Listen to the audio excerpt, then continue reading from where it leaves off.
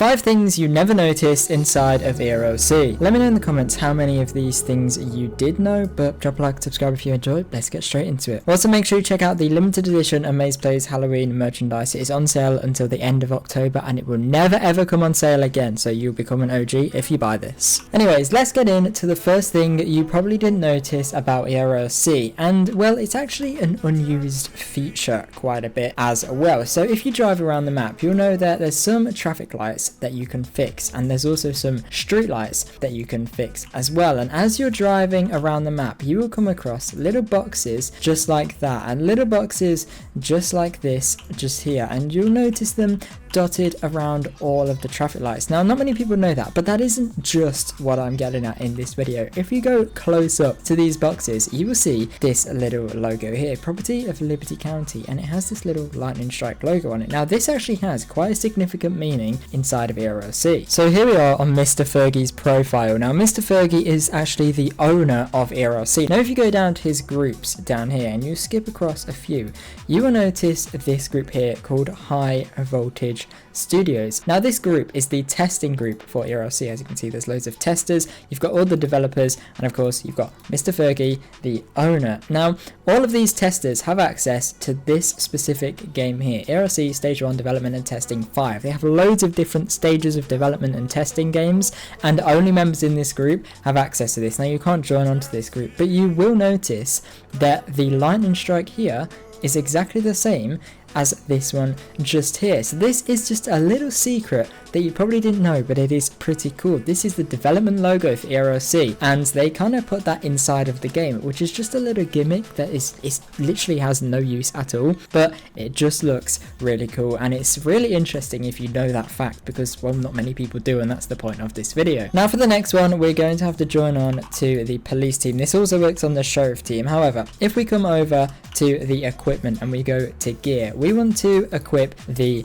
duty belt just here, and then we want to come over here and equip a gun, a pistol gun, a sidearm. For example, we have the Glock 17 somewhere. Here it is in my inventory. Now, if you have a look on the side, you can't really see it probably because my hand is in the way, but on the side of this we have a gun holster and a taser holster just here. Now, what's interesting is if you take the taser, for example, out and you equip it, as you can see, it actually leaves the holster. If I put it back, put it away, it goes in the holster. If I take it out, it leaves the holster. And this is the same with a gun. As you can see, if I equip the gun, you can see it comes out of the holster there, and when you put it back, it goes back in. Now, this is so subtle, and it's a feature you probably didn't notice. I've just noticed it kind of pushes your gun up when you walk up there. That is pretty cool. Not many people know that, and it's one of them tiny little features that just make realism that little bit better. No one really notices it, and to be honest, no one cares about it at all, but it's a feature that nobody knew about. So let me know in the comments, did you know about this? I'd love to hear your thoughts on it as well. Now, for this one, we can actually stay on the police team. However, if we get the gun out and we go in first person, let's say we want to shoot out the tire on this car in first person, as you can see, we can shoot out the tire perfectly fine. Now, I don't need to move my mouse, okay? If I point it there, as you can see, every time I shoot, the gun near enough goes into the exact same place once again, and it will do a little animation movement, but near enough you will always land in the exact same place when you shoot. However, if you try this in third person, if we now point it here without moving my mouse, as you can see, my gun will slowly point up. Let's reload and let's try that again. If we shoot out the tire, as you can see, every single time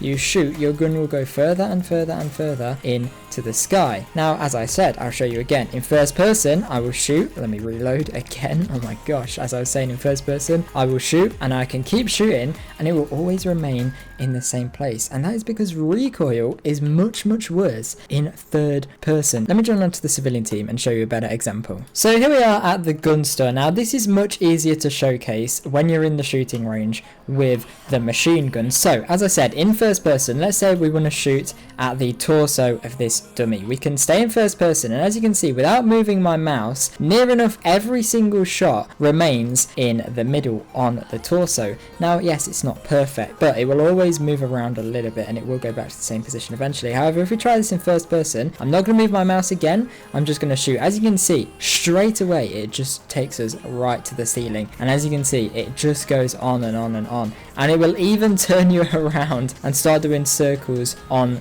the roof just like that. Now you can't move that perfectly using a mouse, so I hope you guys trust that this is actually what it's like. Again, shooting the mannequin, you have to move your mouse around all the time. It's really hard, whereas you go in first person, just wait for this gun to reload because it takes ages. As you can see, you can just shoot really easily at the dummy. So the moral of the story here, go in first person if you're shooting. Third person is much more difficult. Now I don't know how these two people have ended up in my private server, however for the next one we are going to be talking about your total playtime. So if you come over to servers, as you can see here, you have so much XP and so many total hours. Now you might think, as an ERLC content creator, 348 total hours for me might be quite small. However, the reason this looks quite low is because, well, this does not include private servers. Your time in private servers does not add to this total time, which I think is kind of annoying, to be honest, because I know so many people that hardly ever play in public servers. Most of you guys probably only play in private servers most of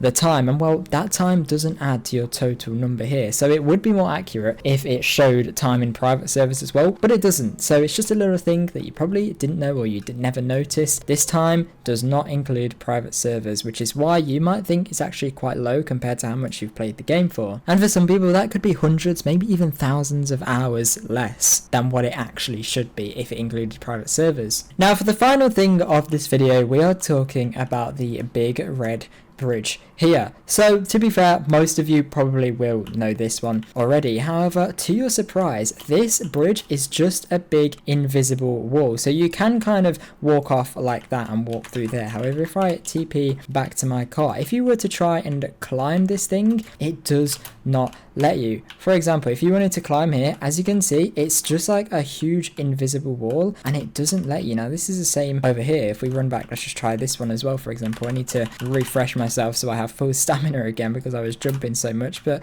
if you try again, you can't walk through parts like this. For example, that part there was completely invisible, walled off, as you probably saw. So this next bit may surprise you, but you can climb up this end part here. However, if you were to try and walk, I don't know, into this section here, well, here we go. Yeah, as you can see, you can't walk into certain sections of that bridge. It's really weird. Some parts you can walk onto, some parts you can't. For example, here, that one you can fall through, but then let's say if we come over here and try this part, well, as you can see, you can't fall through. This one, you can walk around this whole area and you won't fall through, but then as you can see, this one, you can fall through. Then this one, you can't. So it's really weird. You can literally run across the whole bridge here. Now, if you know this trick, you can prank people, because some people will think, they'll see you running across here and they'll think everywhere is invisible. However, if a police officer is chasing you, say you jump up here and you run, oh gosh, I just fell, but say you jump up there and you run straight across here, up here, and then straight up there, the police officer might take a shortcut and might fall through one of these gaps here, because the only invisible parts are the exact middle pieces right where they cross over on both sides, I believe. And there's not really any other invisible parts on the roof of the red bridge. So you can use that to escape the police if you want, because more than likely they'll fall and they'll injure themselves, and you know the trick of how to run across the red bridge. So I hope this video you found it useful, or you learned something. If you did,